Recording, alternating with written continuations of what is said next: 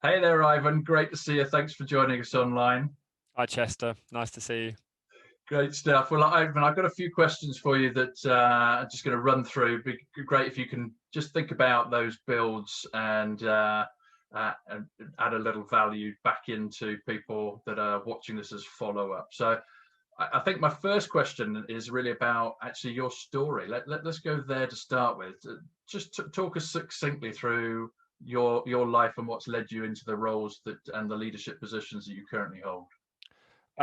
I guess without giving you the full 46 years, warts and all, that in the context of why we're talking, it started 12 and a half years ago when our son Seb was born. 15 hours after he was born, we were following an ambulance to the Freeman Hospital in Newcastle, Yeah. to be told that he had a potentially life-limiting, life-threatening heart defect. So that day in January 2009 is really where I guess our life shifted and led to him having major open heart surgery when he was just 16 weeks old. And I guess from that point felt this compelling need to Mm. thank those people that saved him.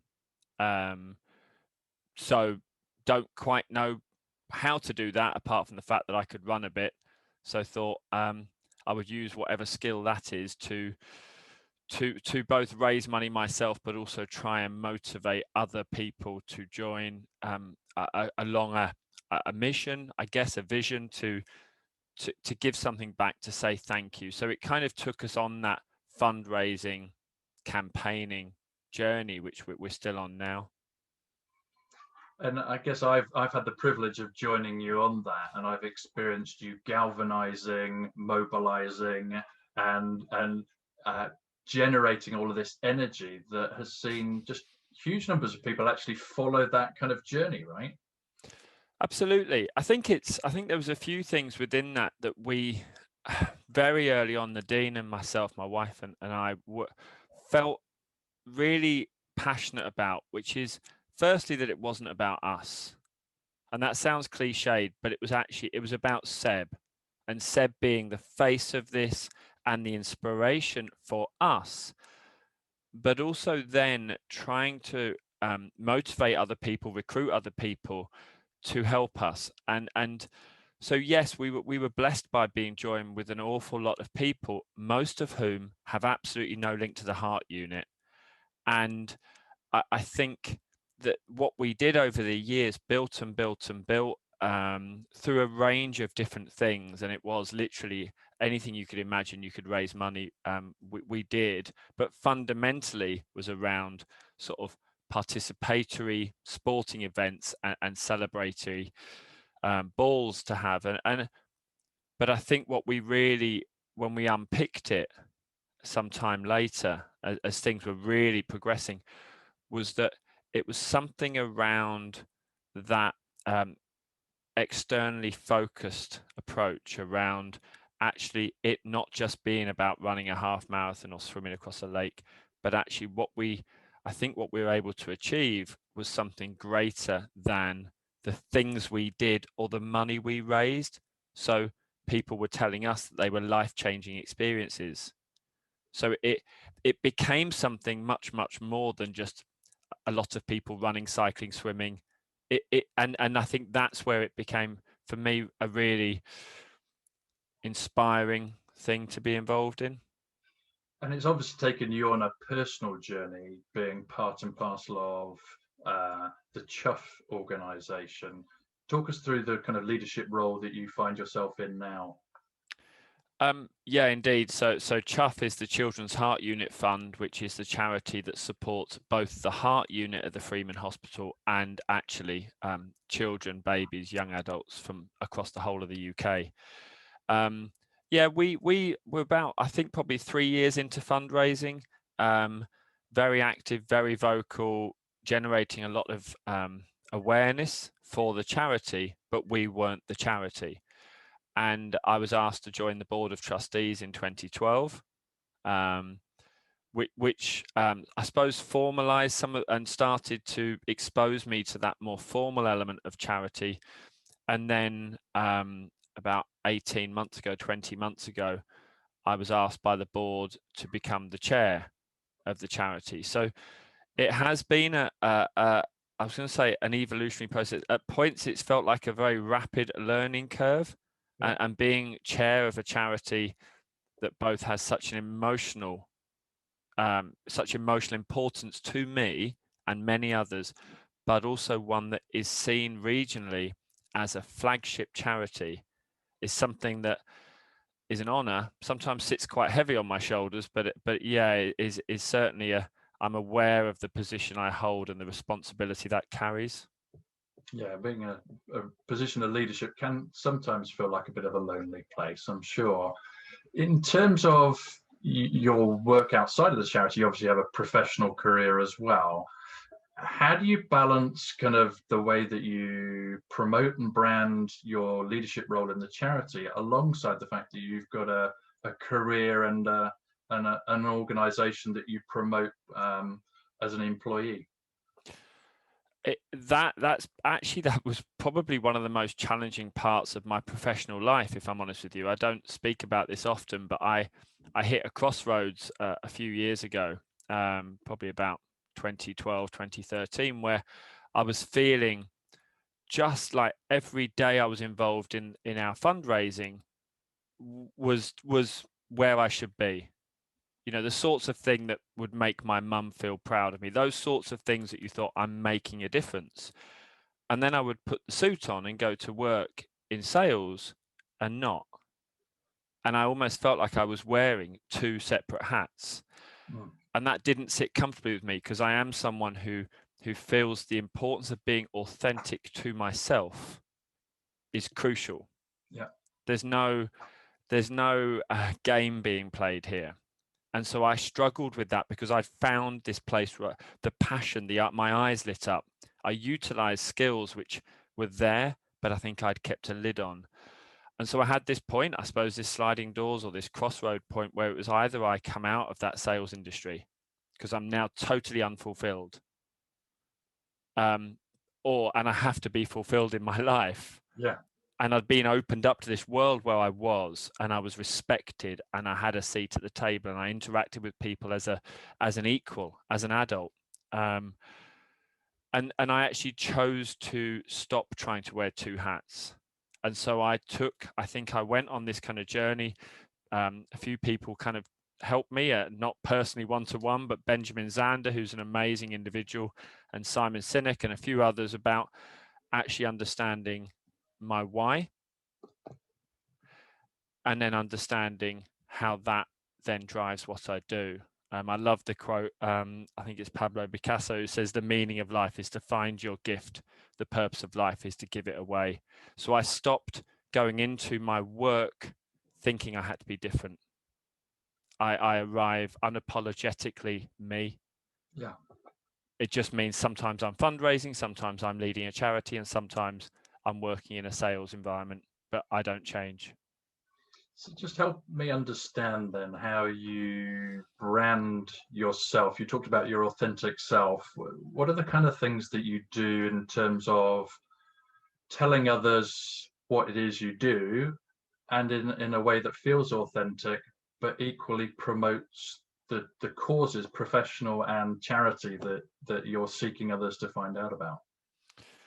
I think it's the first thing I'll say is I probably fail more often than I succeed. And unless you have everyone, especially social media, providing, you're either asking for feedback, which I don't think is a very healthy space to exist on social media, or you're sort of trying to understand in a softly approach about whether what you're saying is landing.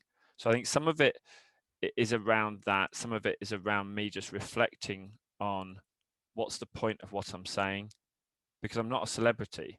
Yeah. And I'm not promoting a brand in a way that I'm receiving remuneration or something. So I think for me, it's around, first and foremost, and lots of people do understand or look into their why, but actually living into that why drives how I act.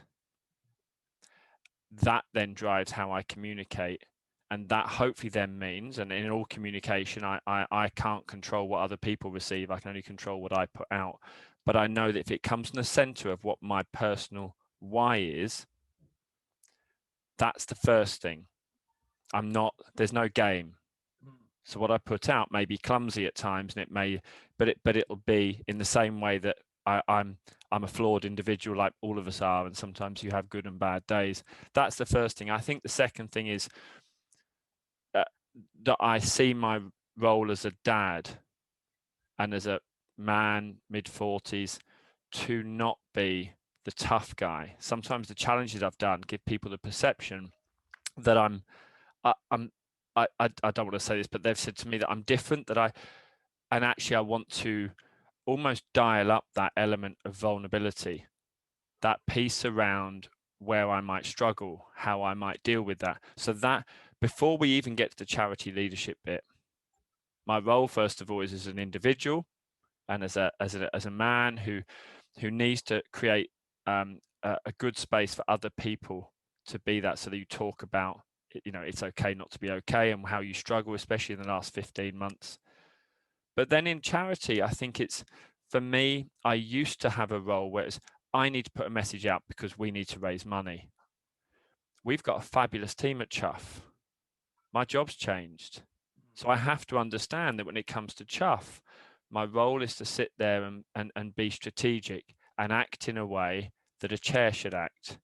So that has required a very deliberate change in the way I might communicate, to be supportive of what's going on, but not trying to claim credit, not trying to be seen as the individual who is responsible for this, partly because it's simply not true, and partly because to future-proof the charity, I need to make sure that it's about that. So I do think about everything I put on, but I'm not a computer. So every now and again, I probably will fall down, and I haven't got a team of people supporting me. So it is that element of not feeling like you have to be perfect.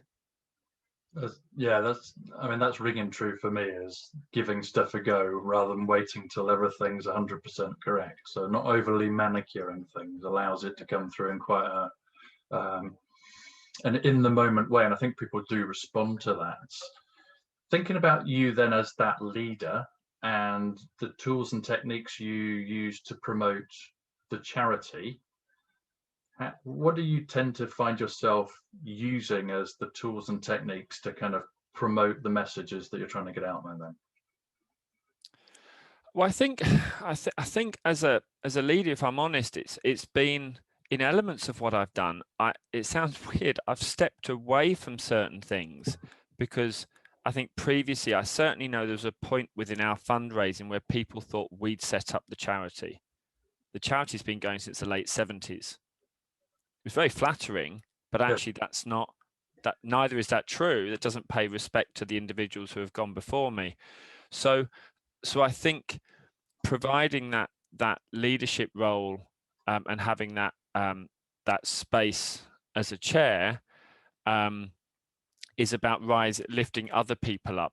I see that as more my role. I mean, I think all leaders should role model the kind of behavior that they talk about. I see a lot of leaders who are very good about talking about what should happen, and they don't role model it. So I think first and foremost, as a leader, I should role model. I should empower my team and should make it about them and the organization or charity and not me. So that's the space where I'm, rather than how am I being perceived, am I doing this because I'm trying to drive my own brand, or am I doing it because actually, and I think that comes back to my why, my purpose. So I think it's not necessarily having a specific reason to example to give you. For me, it's much more about thinking about always drawing back to my why.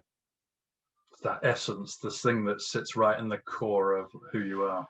It's very easy in the charity sector, and certainly the journey we've gone down, to get full of your own self-importance and to believe the hype. And that's flattering, but I'm uncomfortable with that. It doesn't serve the purpose of what we're trying to do, which is transform the lives of babies, children, young adults, and now you know, as we're seeing more and more heart children growing into full and living full and healthy lives, they are the purpose of why the charity exists. So it's not about me.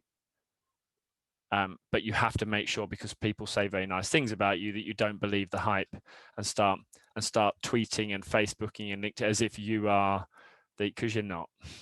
Yeah, well, those are just the vehicles and tools to promote the messages that you guys agree. So, Yeah. Ivan, really appreciate your time. That's fantastic insight into the journey you've been on, how you've evolved, and also, more importantly, for people that are listening in, the mindset that you've had to adapt in terms of adjusting or readjusting as you've gone through time. So, thank you very much for that. Thanks, Chester. Cheers, Mike.